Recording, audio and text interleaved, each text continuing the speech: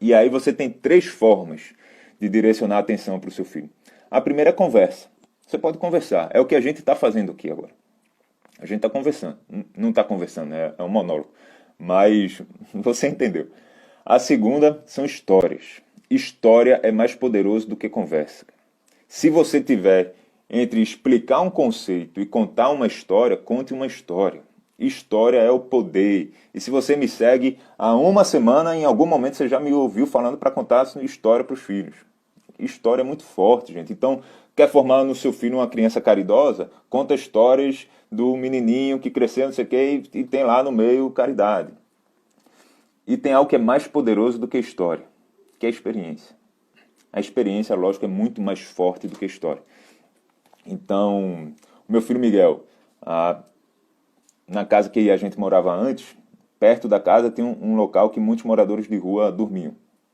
E aí teve um dia que eu passei e tinha uma menina, a menina devia ter uns 16 anos de idade, mais ou menos, pelo rosto dela, tá? Tô chutando.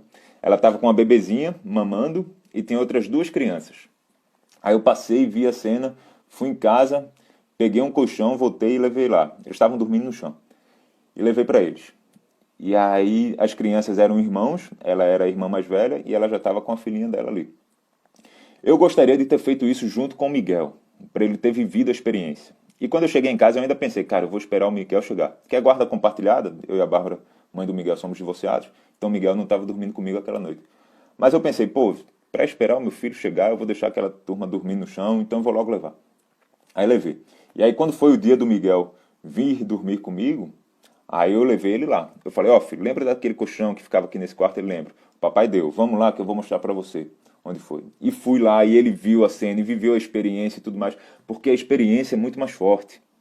Você viver experiências conta muito mais do que você conversar sobre um assunto, do que você ver teoria. Eu lembro quando eu era adolescente, cara. Eu trabalhava voluntário com crianças carentes. Eu lembro de uma casa que eu fui que não tinha absolutamente nada. Era de barro, era só um vão a casa assim. Tinha um balde que ficava virado de cabeça para baixo, que eles me ofereceram para sentar. O único lugar da casa que tinha para sentar era esse. E tinha uma mesa de plástico assim. Era tudo que tinha dentro da casa. E essa cena não sai da minha cabeça. Não sai. E só que não dá pra gente viver a experiência o tempo todo, né? A vantagem da história frente à experiência é que a história você pode contar o tempo todo. Então, se você puder proporcionar uma experiência focando a atenção do seu filho para um assunto que você quer desenvolver nele, e nesse caso aqui eu estou falando de caridade, de generosidade, mas você pode ter vários assuntos diferentes, proporciona a experiência. Só que história você pode contar todo dia. História você conta de noite, antes de dormir, você conta no dia a dia. Então vai direcionando a atenção do seu filho, seja através de experiências, de história, do que quer que seja, para o que você quer, cara. Cria um cérebro equilibrado e aí você vai fazendo reflexões. Você está assistindo um filme com seu filho, o personagem está triste, você pode dar uma pausa no filme rapidinho e, filho, por que o personagem está triste? Filho, por que ele se comportou desse jeito? E aí você está chamando a atenção do seu filho para colocá-lo, para começar a ir desenvolvendo a empatia. No dia a dia, a vida já dá para a gente ferramentas, situações, momentos suficientes para a gente desenvolver nos nossos filhos pessoas receptivas com cérebro integrado. Ele não precisa, depois que crescer, e frequentar cursos. Se ele quiser, vai. Mas a vida já dá para a gente esses momentos. Então, em linhas gerais, gente, essa é a ferramenta que você tem. E aí, ó, tarefinha de casa. Faz uma reflexão. O que você tem direcionado a atenção dos seus filhos e no que você tem dado a sua atenção.